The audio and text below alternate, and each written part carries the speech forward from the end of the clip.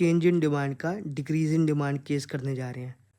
Decrease in demand, when demand of the commodity falls due to change in factors other than price, it is called decrease in demand.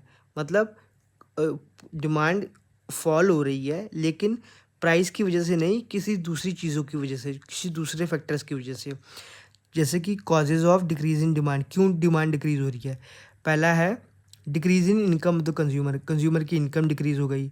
दूसरा है increase in consumer of, मतलब decrease in income of consumer good for normal good, normal good के लिए consumer की income decrease हो गई, लेकिन consumer की इनकम जो है वो इंक्रीज़ हो गई इन्फीरियर गुड के केस में। अगर आपको इन्फीरियर गुड या नॉर्मल गुड नहीं पता तो मैंने पहले भी लेक्चर्स बना रखे हैं, please go and watch it, तभी आपको पता लगेगा कि क्यों डिक्रीज डिमांड हो रही है नॉर्मल गुड के केस में और क्यों इंक्रीज़ इनकम की वजह से इन्फीरियर गुड की डिमांड फॉल हो रही है। ठीक है। दूसरा है decrease in price of substitute good, increase in price of complementary good. ठीक है।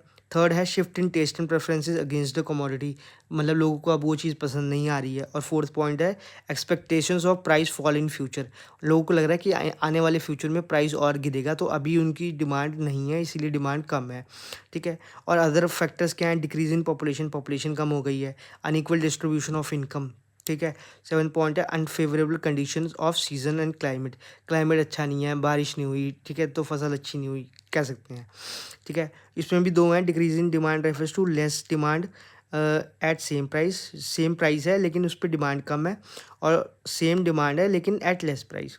ठीक है। सो 10-10 प्राइस तो सेम है लेकिन डिमांड, क्वांटिटी डिमांड 8 से 4 हो गई, क्यों? क्योंकि प्राइस की वजह से नहीं, अदर फैक्टर की वजह से। तो इसका डिमांड है डी पे डिमांड कब था, ये लेफ्ट वर्ड शिफ्ट हो गया, दिस इज नोन है decrease in demand. Decrease in demand क्यों हो गया? प्राइस की वजह से नहीं, क्योंकि प्राइस तो कांस्टेंट है, अदर फैक्टर की वजह से। ठीक है। जो मैंने फैक्टर्स यहाँ पे causes of decrease in demand आपको बता दिए हैं। ठीक है। उसके बाद क्या है, 10 से 5 हो गया प्राइस, लेकिन क्वांटिटी डिमांडेड सेम ही रही 4-4, तो this is also decrease in demand basically.